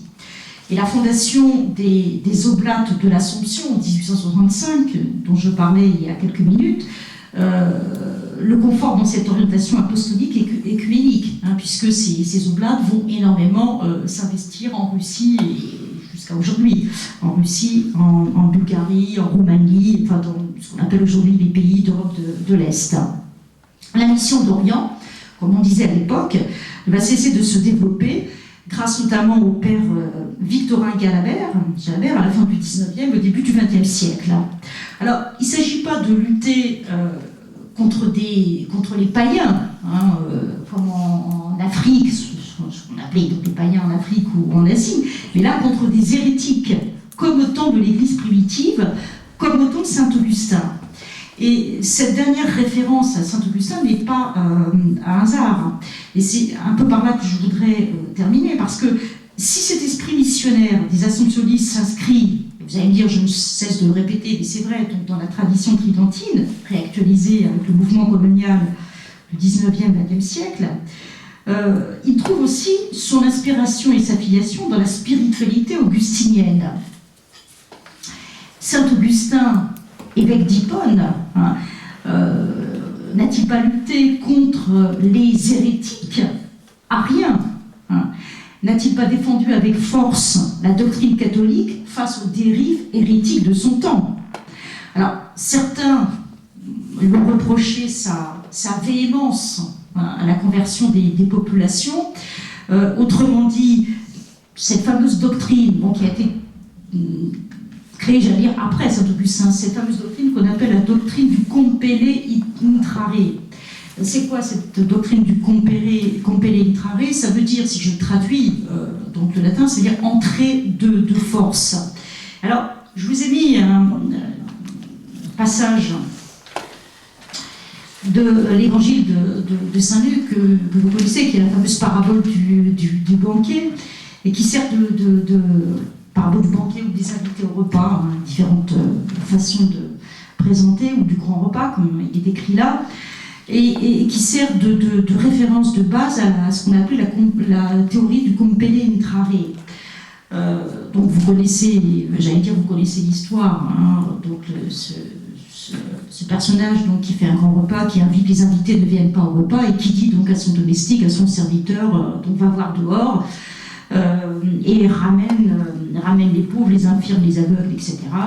Ils ne viennent pas, et la fin donc, de ce page nous dit: le maître dit alors à son serviteur, va sur les chemins de campagne le long des haies et oblige les gens à entrer. Donc cette notion d'obliger, de convertir de force, ça veut dire faire rentrer dans l'Église catholique, en quelque sorte, j'allais dire les brebis galeuses, ceux qui étaient à l'extérieur de l'Église catholique, les faire rentrer. Donc, et ça sert de base à la dynamique missionnaire. Alors, on a pu reprocher à certains missionnaires, justement, d'être trop, pas dire violents, mais d'être trop dirigistes, de vouloir vraiment, justement, appliquer la lettre, le texte de la Bible, oblige-les à entrer de force, convertis-les de force. Alors, il ne faut pas exagérer, il est sans doute exagéré de défendre, de justifier l'intransigeance missionnaire des religieux par ce passage de l'Évangile, mais il est clair en tout cas que la spiritualité des Assomptionnistes est nourrie de cette tradition augustinienne, et je dirais que même l'une des spécificités des Assomptionnistes, elle est là, dans un engagement qui est doctrinal, social, missionnaire, fidèle à la pensée et à la spiritualité de Saint-Augustin. L'esprit communautaire, par exemple, évidemment, il est fondamental. Cette solidarité communautaire, elle est essentielle dans l'identité assomptionniste, et comme elle est essentielle dans la spiritualité, dans la pensée de Saint-Augustin. Donc, on ne peut pas, évidemment, quand on évoque les assomptionnistes, ne pas parler de la tradition augustinienne. Alors, certes, les assomptionnistes partagent certaines orientations avec d'autres familles religieuses, ces orientations sociales, missionnaires, doctrinales. Je vous ai mis un certain nombre d'exemples que j'ai évoqués tout à l'heure, avec des orientations, certains sont plus orientés vers l'enseignement, d'autres plus orientés vers le monde ouvrier, d'autres plus orientés vers l'assistance sociale, etc., etc. Les assomptionnistes, je dirais, ils reprennent un petit peu tout cela, il n'y a pas de spécificité, ils sont davantage polyvalents. Les disciples du Père Lazon ne veulent pas d'une mission trop étroitement spécialisée. Ils veulent être plutôt sur tous les terrains de mission. Et entre autres, par exemple, les terrains de mission paroissiaux, pour faire triompher partout et pour tous le catholicisme. L'esprit augustinien et l'esprit tridentin se rejoignent dans la pensée du Père Lazon, donc pour donner naissance à une famille religieuse donc nouvelle, originale, polyvalente, qui permet aux uns et aux autres de trouver sa place. Et quand je dis aux uns et aux autres, c'est-à-dire aux hommes, aux femmes, aux intellectuels, aux manuels, aux prêtres, aux laïcs. Tout le monde dans cette grande famille peut trouver une façon de vivre son apostolat. Pour certains, davantage doctrinal, pour d'autres, davantage social, pour d'autres, plus missionnaire, pour d'autres, tout à la fois, voilà, j'allais dire. Donc tous, à travers leurs différents engagements, ils montrent la présence de l'Église catholique dans le monde, et sur des terrains aujourd'hui particulièrement difficiles. Aujourd'hui, on dit au service des jeunes églises, hein, pour ne pas dire des églises du tiers-monde. Des terrains, par exemple, où la foi catholique est menacée, comme à l'époque de la réforme tridentine, comme au XIXe siècle. Des terrains où la misère sociale est bien présente. Hein, aujourd'hui, dans les pays d'Europe de l'Est, ne serait-ce qu'en Russie, où il y a quand même une misère, il y a les deux à la fois. C'est-à-dire qu'il y a, bon, évidemment, il y a les très riches, il y a les nouveaux riches, hein, comme on dit, mais il y a aussi une misère sociale et économique qui est flagrante. Les assomptionnistes sont là, comme ils étaient présents au XIXe siècle, ou comme les congrégations du XVIIe siècle étaient aussi. Ils sont présents donc sur tous ces terrains, donc ils représentent bien ce que je disais avec humour tout à l'heure, les RTT, les religieux tout-terrain. Hein. Ils sont présents en Afrique ou en Russie, et je dirais qu'ils vivent avec force et passion la devise, leur devise, la devise de la famille religieuse assomptionniste, devise qui unit tous ces hommes, toutes ces femmes, au-delà des frontières sociales, intellectuelles et géographiques, cette devise qui est que ton règne vienne. Hein. Donc, voilà, j'arrive au terme de cette conférence, je crois que j'ai déjà pas mal parlé, mais j'espère qu'au terme de cette petite conférence, de cette petite présentation, vous parvenez mieux à saisir la spécificité des assomptionnistes, la place des assomptionnistes dans la famille, dans cette grande famille des religieux, et puis, encore une fois, sur le long terme, la filiation, la continuité. Comme je le disais au début, une famille religieuse ne naît pas de rien, ne naît pas ex nihilo, c'est pas une création, non, ça s'inscrit dans une filiation. Et là, je crois que vraiment, la filiation, c'est la filiation tridentine, et bien évidemment, la filiation donc augustinienne, puisque c'est quand même la base de la spiritualité, cette spiritualité augustinienne. Mais ne pas oublier l'avant-révolution française, et il est clair que lorsque j'ai voulu engager ce travail sur l'ensemble des familles religieuses du Moyen-Âge à nos jours, ce qui m'a intéressé, c'est cette notion de continuité, de filiation, de voir l'évolution, l'adaptation à la réalité des temps d'une famille religieuse. On voit aussi des familles religieuses qui tout en gardant leur originalité, changent quand même quelque peu. Et pour conclure, et là je sors un peu des assomptionnistes, ici je prends le cas des religieux trinitaires, qui ne sont pas très connus aujourd'hui, qui ne sont pas très nombreux donc en France, cette famille qui est née au Moyen-Âge, et une famille des trinitaires qui était destinée à l'origine à racheter les rançons, à payer plutôt la rançon des personnes qui étaient tombées entre les mains des pirates musulmans. Bon, aujourd'hui, on dirait que c'est presque l'actualité, je ne sais pas si c'est tout à fait des pirates, mais enfin bon, qu'est-ce qu'ils font aujourd'hui les trinitaires, hein, s'il y a moins de pirates musulmans, bon, ils s'occupent des prisonniers. Ils s'investissent dans les prisons. Et par cela, ils montrent quand même qu'il y a une certaine continuité dans leur apostolat. Et il est clair qu'une famille religieuse ne peut vivre et survivre que si elle reste fidèle à sa tradition, à sa filiation, tout en s'adaptant à la réalité des temps nouveaux. Et je pense que les assomptionnistes ont très bien réussi à s'inscrire dans une tradition, dans une filiation, et en même temps à s'inscrire dans la réalité des temps que ce soit donc en Afrique aujourd'hui ou que ce soit donc en Russie, puisqu'ils sont encore donc bien présents en Russie. Et personnellement, j'ai eu l'occasion de partager pas mal de temps avec eux à Moscou. Et donc, on voit bien là, que à la fois les prêtres assomptionnistes et les femmes, vous voyez que j'étais quand même très féministe, hein, j'ai quand même soutenu les femmes, donc s'investissent beaucoup les uns à côté des autres, se soutiennent les uns et les autres pour être présents et visibles dans le monde. Et c'est pas un hasard si l'église Saint-Louis des Français de Moscou, c'est quand même, donc, qui est tenue par les assomptionnistes, c'est quand même la seule église catholique qui est restée ouverte pendant toute la période du communisme, du stalinisme, alors qu'il y a eu beaucoup d'églises qui ont été fermées, détruites, réutilisées, etc. etc.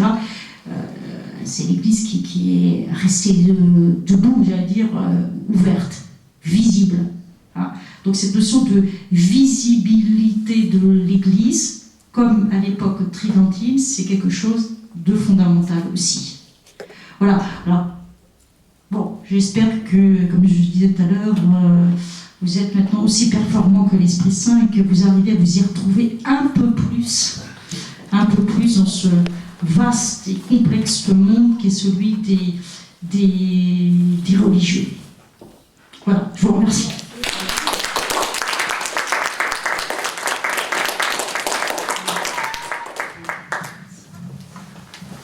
Merci beaucoup, Sophie Askenov. Je vais dire tout haut, je crois, ce que tout le monde pense tout bas, vous me direz, mais c'était une grande qualité, une grande clarté, et puis surtout, voilà, vous répondez parfaitement à nos vœux, qui est finalement de montrer l'intelligence de la longue durée. Qu'est-ce que c'est que s'inscrire dans une filiation, et qu'est-ce que c'est que de s'y tenir tout en s'adaptant.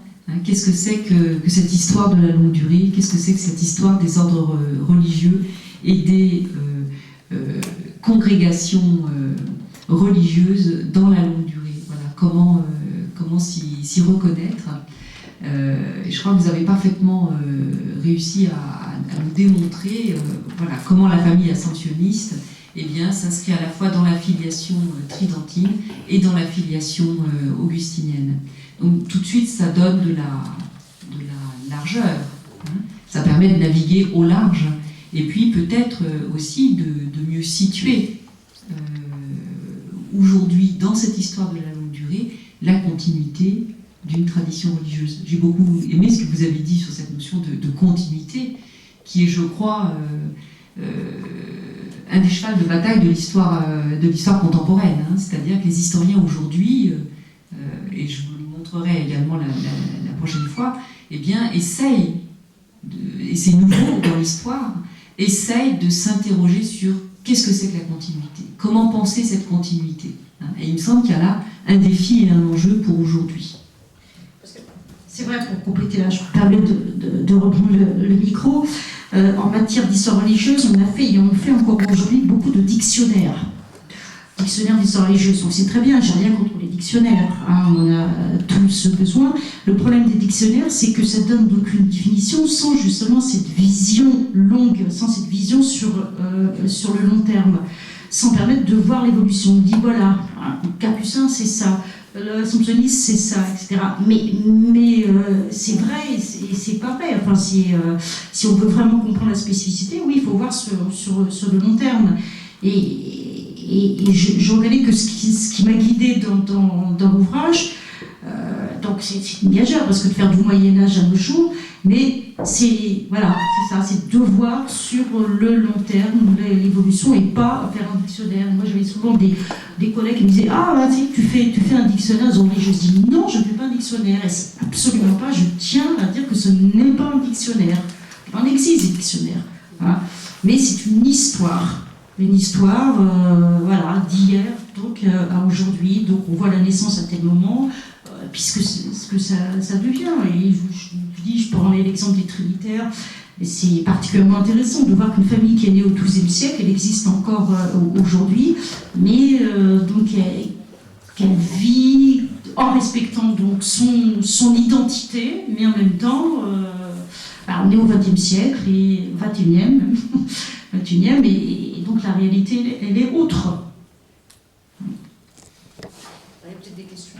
Voilà, c'est la question. Est-ce que vous souhaitez...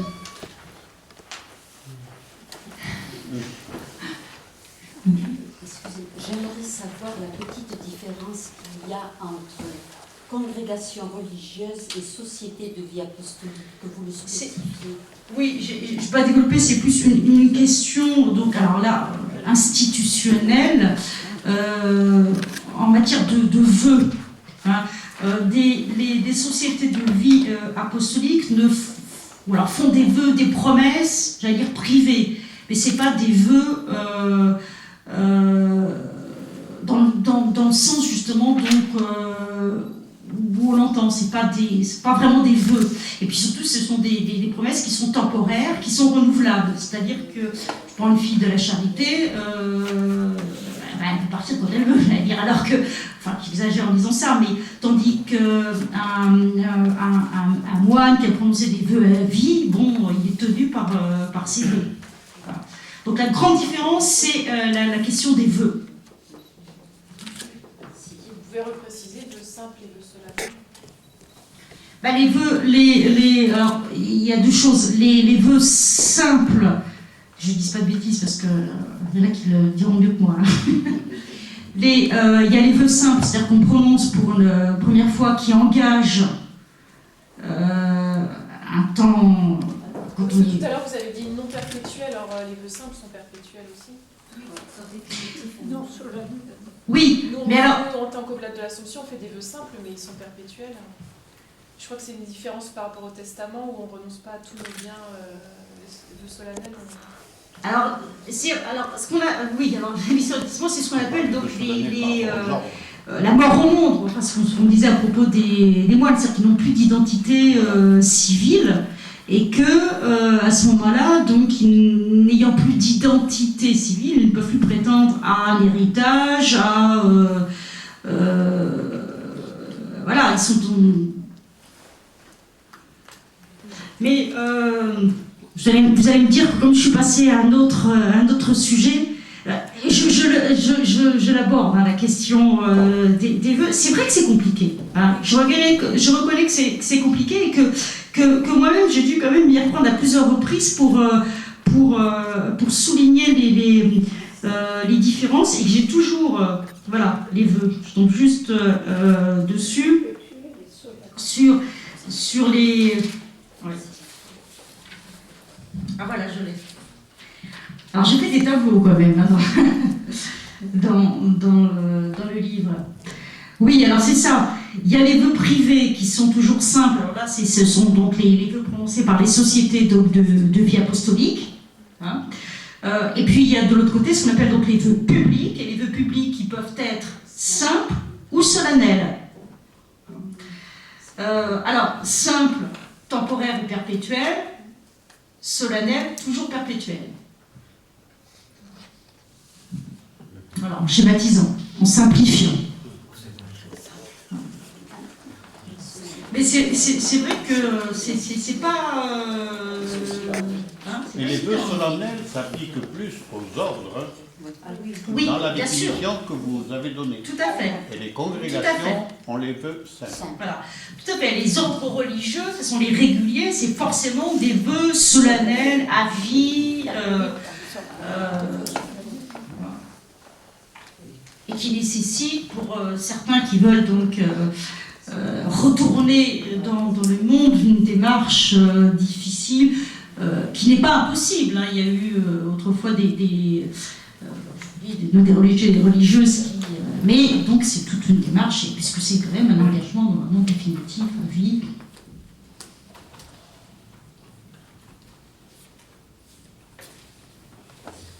Ce qui est étonnant, c'est qu'on dit congrégation séculière et pourtant on a une règle de vie. Alors par contre, je jouais sur les mots, sur la notion de règle et de règlement aussi. Hein. C'est vrai qu'on dit que les réguliers, donc ils suivent une règle de vie, la règle du Saint-Benoît, la règle du Saint-François, la règle de Saint-Augustin. Au départ, les premières congrégations, qu'elles soient masculines ou féminines, on utilisait plutôt l'expression de règlement pour bien faire la différence avec les règles, en disant que c'était quelque chose de plus souple et qui qui était plutôt proche de ce qu'on appelait les coutumes en matière de religieux. Hein, pour les ordres religieux, il y a la règle, hein, et à côté de la règle, il y a les coutumes, qui est finalement une adaptation de la règle à la spécificité, à les us et coutumes. Voilà. Et donc, us et coutumes, c'est plus proche de ce qu'on pourrait appeler les règlements. Voilà. Mais c'est vrai qu'on a plus tendance maintenant à dire règle pour règlement.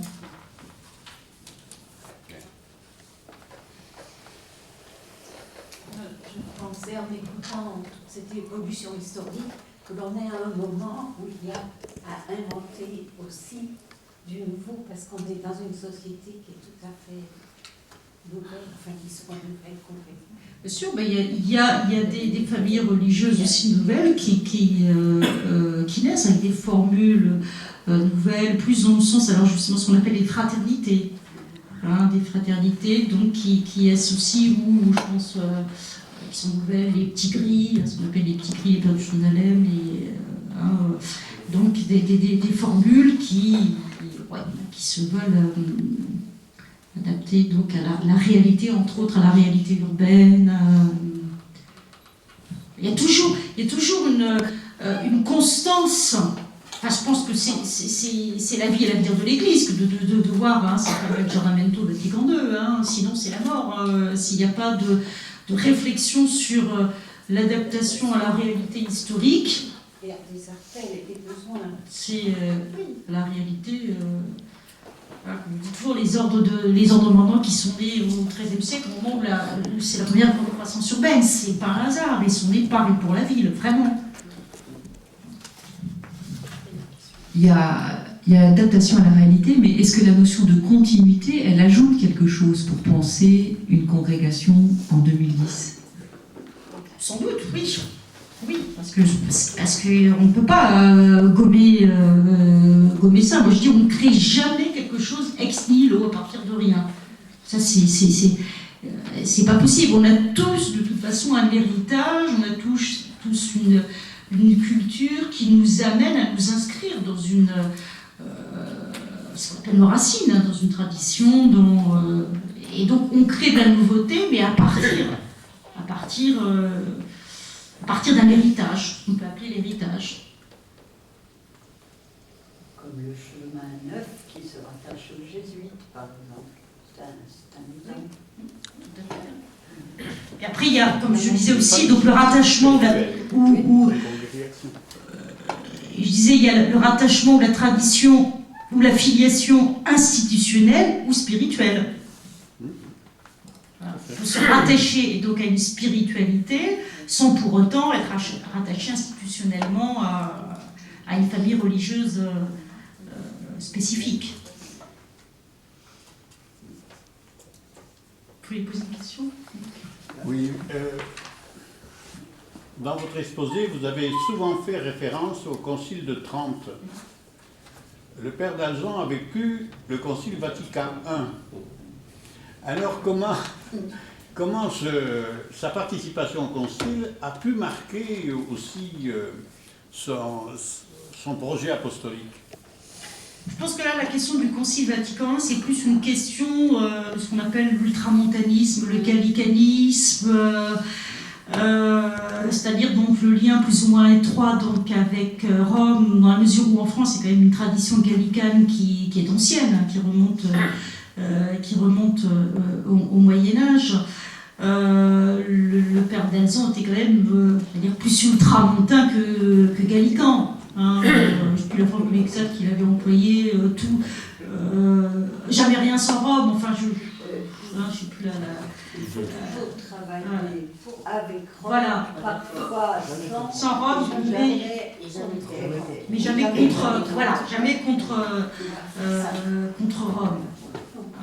Alors ça, c'est-à-dire que c'est des débats, cette question de l'ultramontanisme et du gallicanisme, qui est une question évidemment très importante au XIXe siècle. Alors, est-ce que ça a vraiment influencé son apostolat ? Je ne suis pas sûre, parce que Ce qui était quand même, enfin je pense, enfin, peut-être que je me trompe, mais je pense que quand même que dans son idée, ce qui était prioritaire, c'est l'apostolat doctrinal, social et missionnaire. Bon, finalement, on prenne position en faveur du gallicanisme, de l'ultramontanisme. Qu'est-ce que ça change directement en matière d'apostolat? C'est plus une question, presque dire, politique. Puis l'esprit du temps est ultramontain, donc de toute façon, il n'échappe pas à l'esprit du temps. Je pense qu'il n'a pas de recul pour échapper à l'esprit du temps. Je pense qu'aujourd'hui, si Emmanuel Desonges vivait aujourd'hui, et s'il avait connaissance de ce que c'était que l'ultramontanisme, je pense qu'il aurait pris ses jambes à son cou et qu'il serait parti. Mais il était dedans. Oui, en plus, par ses origines aussi, fils d'un petit monarchiste.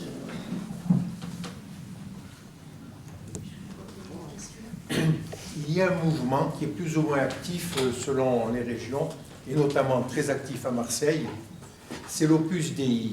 Est-ce qu'on peut le rattacher à une congrégation? Rattaché à une congrégation, certains disent proche des jésuites, mais il y a encore... c'est quand même très, très spécifique, hein, très particulier, hein, l'Opus Dei. Moi, j'aurais du mal à me... bon, personnellement, oui, peut-être... C'est pas l'esprit d'une congrégation, On est là à la frontière flottante, je crois, entre le mouvement religieux et quelque chose qui n'est pas encore... qui n'a pas une structure, qui n'est pas définie institutionnellement. C'est progressant, d'ailleurs. C'est toujours la frontière flottante, mais qu'on constate dans toute l'histoire, entre le mouvement religieux et ce qui va devenir institution. Si on prend le cas du Moyen-Âge, entre le mouvement des pauvres de Lyon de Pierre Valdès et puis le mouvement qui va s'institutionnaliser et devenir l'ordre franciscain. Il y en a un qui va rester flottant, et puis il y en a un qui va devenir un ordre religieux. Et entre les deux, il y a 40 ans, 35 ans d'écart, si ma mémoire est bonne. Ça, c'est le mystère du contexte historique. Hein. Oui, il y a tout mouvement religieux qui naît, oui, effectivement, il y a la naissance de fait, comme on dit, hein, de facto, puis la naissance de droit. Et souvent, il y a un décalage même chez les jésuites. Hein, la naissance des jésuites, c'est... Souvent, les étudiants me demandent, mais quelle date on doit retenir? 1534, au moment où Ignace de Loyola fonde à Paris, enfin, se réunit à Saint-Pierre-de-Montmartre et dit voilà, je vais fonder. Et puis 1540, c'est quand même 6 ans de décalage entre la reconnaissance officielle par la papauté. Et puis il y a des familles aussi qui disparaissent d'elles-mêmes, et des familles qui disparaissent sans qu'elles aient. Je ne prends pas l'exemple, les familles des Templiers, qui là, qui ont été cassées. Bon. Mais il y a des familles qui disparaissent elles-mêmes, comme ça, comme la famille religieuse des Sachets. Vous avez entendu parler des frères Sachets. Ça n'existe plus, et ça n'a pas duré longtemps. Famille donc qui s'apparente aux franciscains, au Moyen-Âge. Il y a une congrégation que vous n'avez pas parlé, ce sont les Salésiens, qui étaient à peu près à l'époque aussi du Père Balcon. Qui ressemble beaucoup d'ailleurs pour les jeunes. Attendez. Il y a quelque chose de ça, la correspondance du Père Desonges, quand il dit que Dieu sait qu'il a bataillé contre son évêque pour avoir le droit de fonder sa congrégation. Quand on dit il dit qu'il y a deux catégories de prêtres dans l'Église. Il y a il ne dit pas les fonctionnaires, quand il dit les magistrats, et les soldats. Et pour lui, la congrégation, c'est le soldat. Celui qui a une fonction conquérante, défensive, militaire, soldat de Dieu, quoi. Et qui l'oppose nettement à la fonction administrative. Et les soldats, c'est pour ça que je dis qu'il y a vraiment quand même une filiation avec la tradition tridentine, parce que on utilisait beaucoup au XVIe, XVIIe siècle, surtout au XVIIe siècle, cette notion de soldat de Dieu, parce qu'il y avait beaucoup de gens qui avaient combattu au moment des guerres de religion, donc des laïcs, qui avaient pris les armes. Et puis au moment de la signature de l'édit de Nantes, à la fin du XVIe siècle, donc pacification entre entre catholiques et protestants, certains catholiques n'ont pas accepté du tout, c'était dit de non, on va continuer le combat autrement. Et continuer le combat autrement, c'était devenir soldat de Dieu. Et soldat de Dieu, bah, c'est justement s'investir dans ces congrégations religieuses ou d'autres façons. Les dévots du XVIIe siècle, ils sont des laïcs, mais ils se considèrent comme des soldats de Dieu aussi. Est-ce que justement derrière les filiations que vous avez nommées, c'est pas extensif et étendable à l'infini? Parce que derrière on trouve l'Église militante et l'Église. Il y a différents modèles qui peuvent être agités. Après, les continuités sont vastes. Le vocabulaire guerrier est aussi, Oui. l'Église, la citadelle assiégée. Oui. L'action Gageons que la continuité promette des jours certains. Voilà. Merci beaucoup, Sophie Askenov. Ah, pardon, j'ai pas vu votre doigt. Je m'excuse. Ah bon. Et parlant de l'esprit écuménique du Père Dalzon, vous avez évoqué une série de conférences qu'il a prononcées à la cathédrale de Nîmes sur l'unité des chrétiens. Et vu alors la conception de son époque, est-ce qu'il y a dans sa pensée sur l'unité des chrétiens quelque chose qui peut nous enrichir notre conception de l'écuménisme aujourd'hui? D'abord, je pense que c'était en 1853 qu'il a prononcé qu'il a fait ces conférences là sur. C'était, je veux dire, c'était très moderne. Il n'y avait pas cet esprit véritablement œcuménique à l'époque.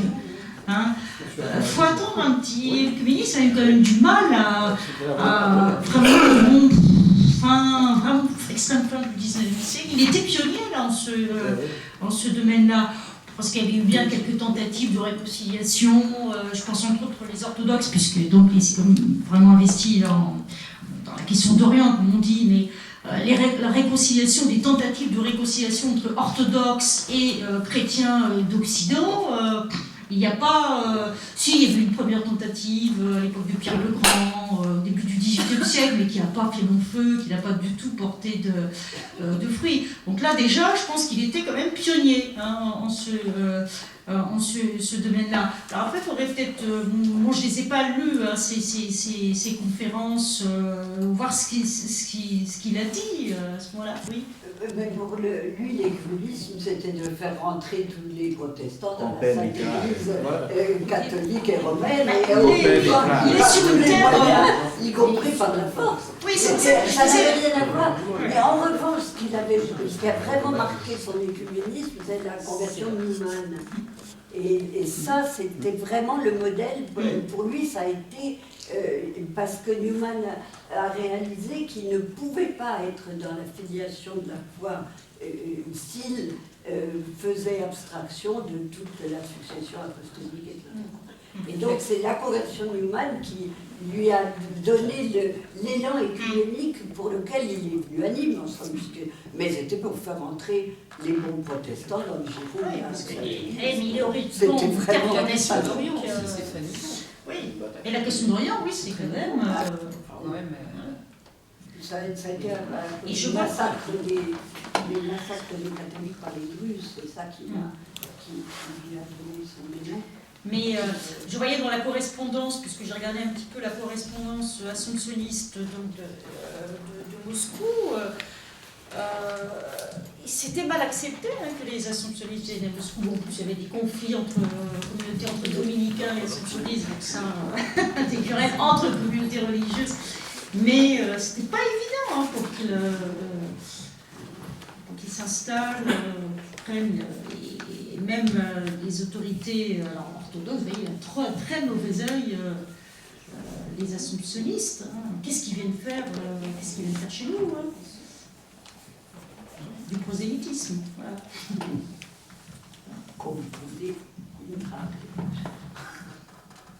Je crois qu'on va clore la séance sur ces paroles en vous remerciant encore infiniment, Sophie Askenov. Merci beaucoup.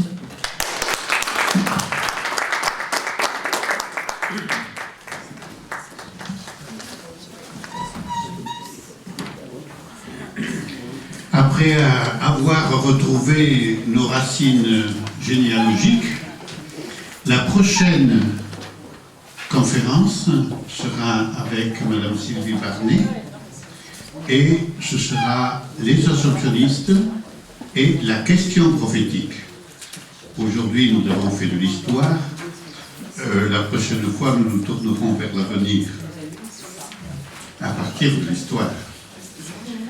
Nous prenons le temps de partager un verre. C'est l'occasion de vivre cette fraternité. Merci à vous tous qui êtes venus, amis de l'Assomption, reliés Oblats de l'Assomption, petites sœurs de l'Assomption. Dans ce que disait Madame Sophie Askenov, le père d'Alzon avait déjà une conscience de classe. Parce que dans l'esprit de l'Assomption sont nées les religieuses de l'Assomption. On sait ce que le font. Ensuite, les Oblats de l'Assomption, les petites sœurs de l'Assomption, les orantes de l'Assomption, et chacune ont eu une mission bien particulière. Et au milieu de tout ça, les pères qui essaient de vivre ce qu'ils peuvent dans la diversité qu'a souligné Sophie Askenov.